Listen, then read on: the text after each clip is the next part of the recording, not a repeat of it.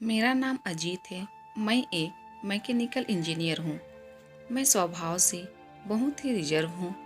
इस कारण कभी मेरी लड़कियों से ना ज़्यादा दोस्ती रही, ना ही कोई मेरी गर्लफ्रेंड बनी। अब मेरी जॉब लग गई थी और घर वाले अब शादी की बातें करने लगे। घर पर कई तस्वीरें और बायोडाटा आने लगे। उसमें से मुझे अंजलि देखते ही पसंद आ गई। बायोडाटा से पता चल रहा था कि वो अच्छी पढ़ी लिखी थी। मैंने अपने घर वालों से कहा कि मुझे लड़की पसंद है। हम लोग अंजलि के घर उसे और उसके परिवार को देखने गए। फिर जब अंजलि चाय लेकर आई तो वो मुझे उसकी तस्वीर से भी ज़्यादा सुंदर लगी। खुले बाल और हल्के नीले रंग की साड़ी में वो बहुत ही सुंदर लग रही थी। फिर घर वालों ने हमें एक कमरे में बातें करने भेजा। कमरे में वो चुप थी। उसके चेहरे पर इतनी खुशी नहीं थी। मेरा दिल धड़क रहा था। मुझे लगा कि उसे मैं पसंद नहीं हूँ। फिर मैंने ही बात शुरू करते हुए कहा कि आप क्या करती हैं। उसने मेरी तरफ घूर कर देखा और कहा कि आपने बायोडाटा देखा नहीं तो मंगाया क्यों था। उसकी बात सुनकर मुझे लगा कि वो मुझ में कोई इंटरेस्ट नहीं दिखा रही है। फिर मैंने उसे डायरेक्टली पूछ लिया कि आपको मैं पसंद नहीं हूँ। वो बोली, मेरे पसंद की बात नहीं है, आप खुद मुझे नापसंद कर देंगे, मुझे पता है। उसने कहा, अभी मैं आपको ऐसा कुछ दिखाने वाली हूँ कि आप वो देखते ही आप शादी के लिए मना कर देंगे। आपसे पहले 2 लोगों को दिखाया, उन्होंने भी देखते ही मना कर दिया। यह कहकर उसने अपने खुले बाल जो पीछे थे उनको आगे किया। इतने में ही कमरे के बाहर से आवाज आ गई और उसकी माँ कमरे में आ गई। शायद उन्हें भी पता था कि वो हर लड़के के साथ ऐसी ही बातें करती है और कुछ बताती है। उसकी मम्मी ने कहा, चलिए, बाहर सब आपका इंतजार कर रहे हैं। अंजलि ने अपनी माँ की तरफ देखा। मैं बाहर आ गया और बाहर मेरी माँ और पिता, जिन्हें भी मेरी शादी की जल्दी थी, वो भी मेरे मुंह से बस हाँ सुनना ही चाहते थे। मेरे आते ही मेरी माँ मुझे बाहर ले गई और पूछा कि क्या तुझे लड़की पसंद है। मैं मना नहीं कर पाया, लेकिन एक बात मुझे खटक रही थी कि आखिर वो क्या बताने वाली थी। उसकी मम्मी जिस तरह से जल्दी से कमरे में आई, मुझे बाहर ले गई, लगा ऐसा जैसे वो हमारी बातें ही सुन रही थी। मैंने शादी के लिए हाँ कर दी। मेरे घर वालों ने उन्हें हाँ में जवाब दे दिया, लेकिन अब मैं एक दुविधा में था कि मैं क्या करूं।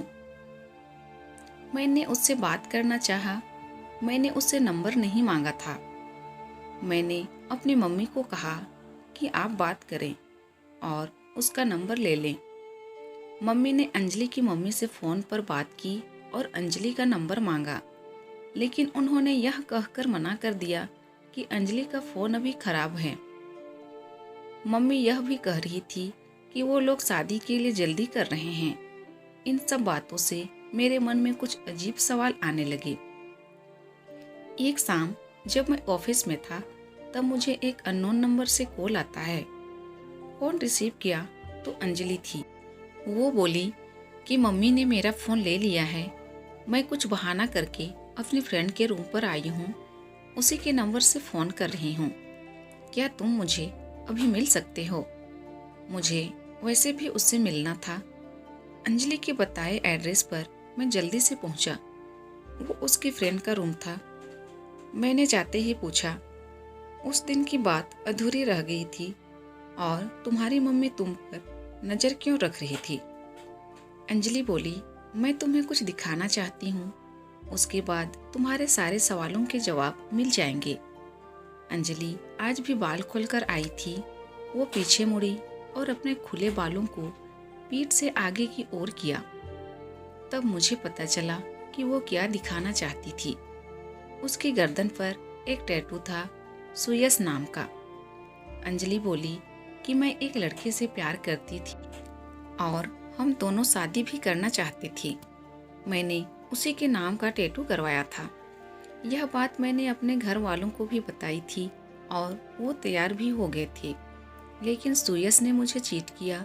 वो मेरे अलावा भी किसी और को डेट कर रहा था और वो लड़की पैसे वाली थी, इसलिए उसने मुझे छोड़ दिया। तब से मुझे शादी और लड़कों से एक नफरत सी हो गई थी। उस लड़के को मैंने बहुत प्यार किया, लेकिन उसने मुझे धोखा दिया।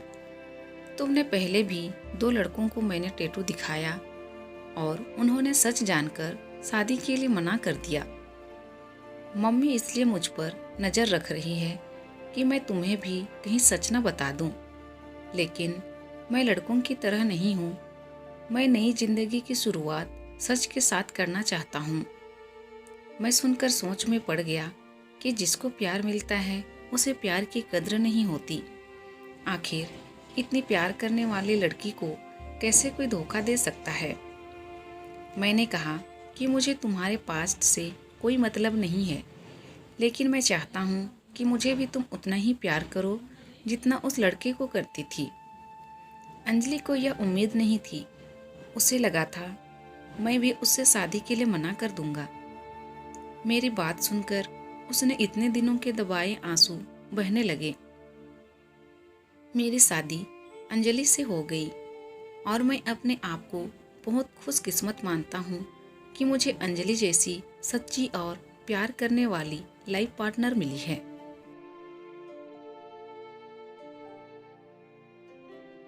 दोस्तों, अगर ये वीडियो पसंद आए तो प्लीज़ वीडियो को लाइक कीजिए और अगर चैनल में नए हैं तो प्लीज़ मेरे चैनल को सब्सक्राइब कर दीजिए। Thank you.